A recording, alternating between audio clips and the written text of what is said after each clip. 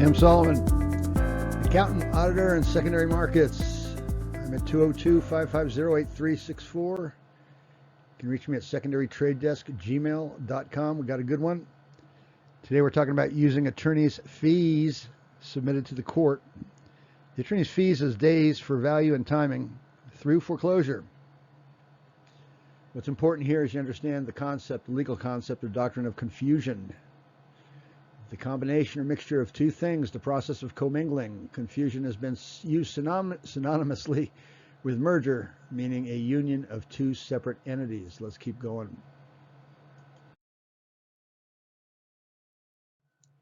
Stay with me. I'm going to try and make this brief, and the best is at the end. What we're looking at here are the balances that were submitted to the court in a foreclosure. I don't need to go through them. You can see the principal balance, $239,644, interest $35,738. I believe those are property taxes. These are all the different fees that were included, and the total payoff in this case was $297,753.84. All right. Now we're going to take a look at the fees, a separate set of fees that were entered by the attorneys. Starting with attorney fee $49.05, I think $300 was miscellaneous. All of these fees were pretty much random, miscellaneous fees. They look suspect, especially when you get down here. We had a total of $6,211.10, 6211 in fees. Okay. Now let's put the fees and the outstanding balance together. See what we got. Okay. There was the outstanding principal balance. What we did is we divided the total fees into the total balance owed. And here's what we arrived at, $47.94 price per share. So when we divide this by the fees, you get the price per share. And we're saying these are not fees, these are days. We go all the way down, each one. And what were supposed to be fees are in fact days. So we total all of these fees using 47.94. Again, take the principal balance, divide it by your total fees, you get 47.94. Now we can break that down on each line item, principal balance, interest, taxes, etc., all the way down, divided by that, and that's what we're looking for, the price per diem, which the price per share, which they're using as a price per diem.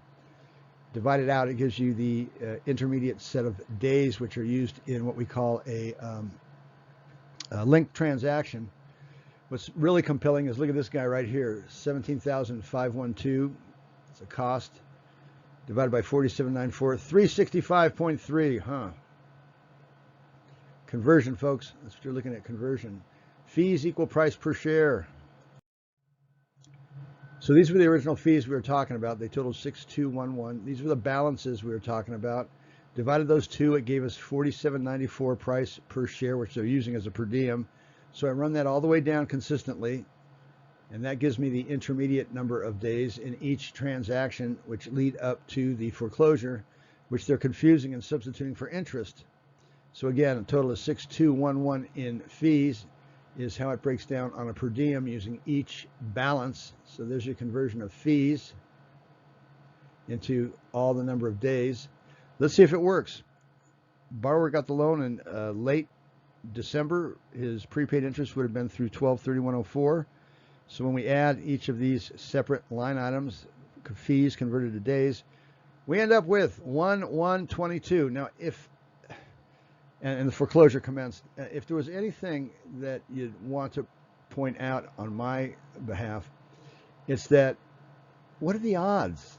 What are the odds of 6211 in fees taking us from the date or month of origination to the month they're putting pressure on the homeowner now to get out of the house? The foreclosure's gone through, and now it's time for the eviction. Take a look at the next screen. Same thing what I just showed you, but we always make an assumption for 12 months aging. So that would take this individual out to 1/2/23. Then we adjust it back 80.5 days for a 1031 exchange, 7/5, and then 26.5, 8/1/22. This is actually now the eviction is now in process. I believe the eviction should have taken place by this date, but the borrower was able to get an attorney, and the attorney was able to stall it, which could be problematic. It's another potential cause of action that his attorney may want to look at.